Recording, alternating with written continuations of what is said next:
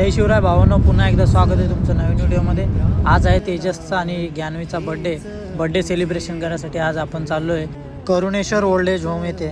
Chhatrapati Shivaji Maharaj foundation करळ छोटंसं आमचं हे फाउंडेशन आहे। यामार्फत आम्ही हे विविध उपक्रम राबवत असतो। आजची अन्नदान सेवा ही तेजस तांडेल आणि ज्ञानवी तांडेल यासकडून होती।